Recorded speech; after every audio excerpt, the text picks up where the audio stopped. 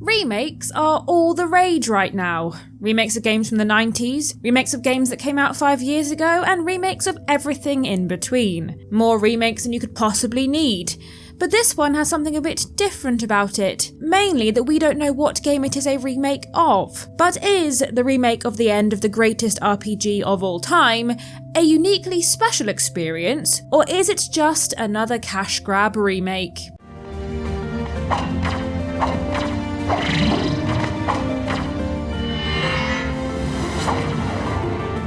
But before we get into all of that, if you'd like to help support indie visibility, make sure to hit that like button, subscribe, and head over to patreon.com/idreamofindiegames to get some awesome rewards.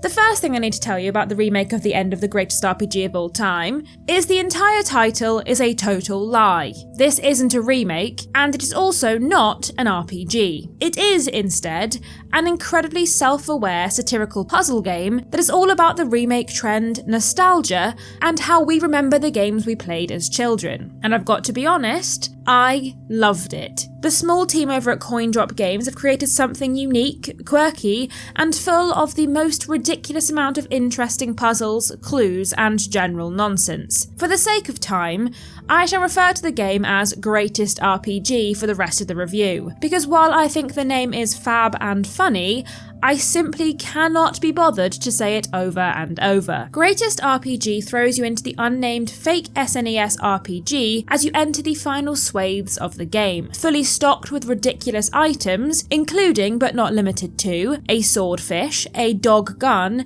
a human shield, and a sourdough starter. Plus, your wallet is maxed out on cash, the shops are all empty, and your character is at max level. The only context you have as to what's going on, and what you need to do, is found on the fragments of the game's manual that can be discovered scattered around the area, in chests and in secret passageways. This manual will become your best friend, because much like when you borrowed your friend's copy of their favourite game, someone has scrawled clues, hints, and powerful combos all over the pages. Clues you need to progress through the many layers of this surreal experience. But it isn't only the manual pages you'll find. No, there are audio logs of developer commentary and clips of sections of the making of documentary that also contain useful information and clues, buried amongst FMV content that is played incredibly straight despite the overarching ridiculousness of the game. Well, that is until you encounter Noah, who can best be described as an evil purist chode.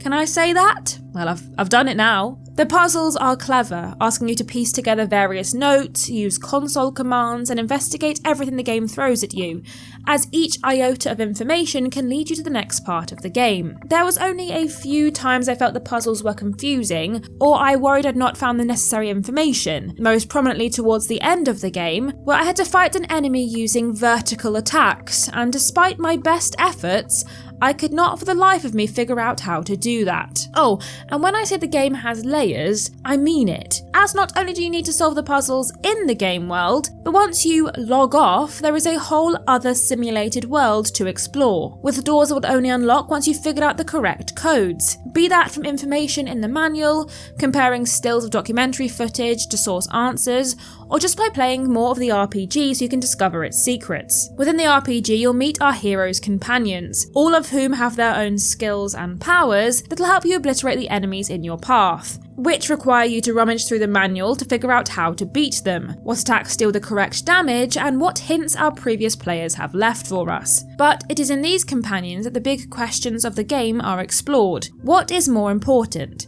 Personal creativity and nostalgia, or keeping remakes true to the original? So that's the big theme of Greatest RPG, but what is the actual story?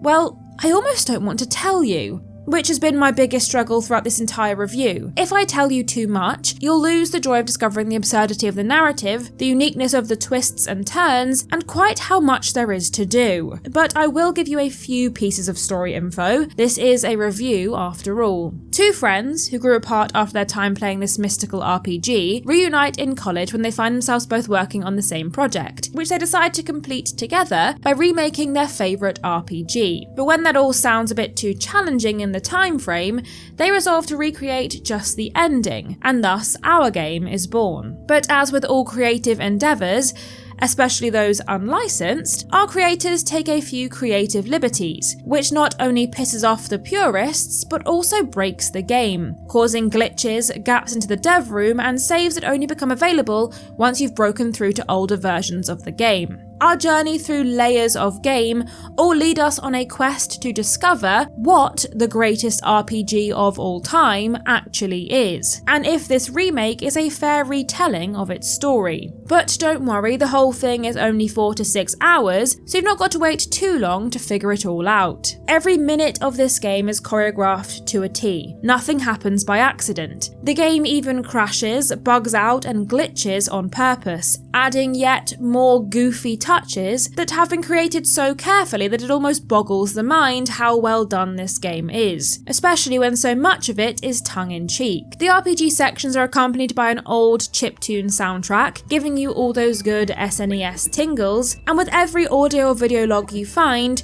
you'll uncover new things about the game's history and the developers' opinions. And while our in-game characters aren't voice acted, the performances of the FMV sections are so well done that in between getting the ick or searching for the answers to puzzles, you're sure to giggle along with the humour and find yourself impressed by the quality. So, development started in January of 2024.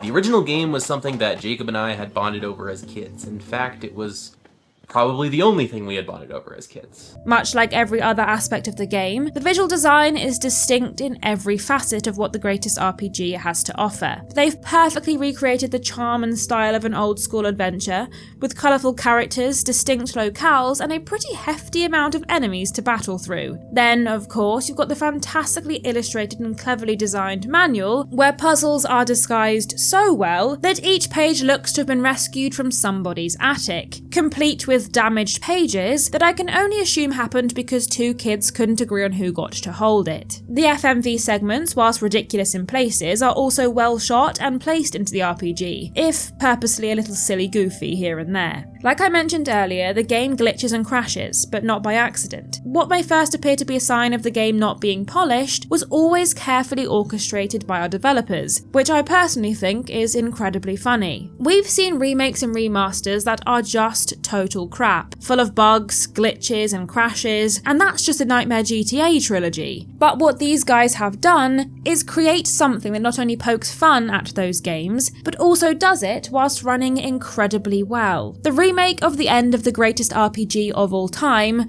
doesn't ask to be taken too seriously. It's a puzzle parody of an epidemic in gaming, the wave of nostalgia-driven cash grabs that are simply released to cover up for the fact that these big companies have run out of ideas. But while it doesn't pretend to be anything it isn't, well, except for an RPG and a remake, it is one hell of a good time. Environmental puzzles, deduction and investigation all go hand in hand as you venture onwards through the game. And as a big fan of a puzzle game, I can say for certain the puzzles in this one are a lot of fun to figure out and solve, and will leave you feeling pretty proud of yourself once you've figured it all out, or when you brute force your way through it. Either is fair game, I think. The remake of the end of the greatest RPG of all time isn't a must play, but it is a game I hope gets a lot of attention for its brazen, quirky commentary on games, its clever puzzle and game design, and for introducing us to one of the most annoying humans in the entire world, the Chody, yes, I've said it again, Noah. So with all that said, this remake might be one of my favourites, and thus earns itself a silver genie lamp of approval.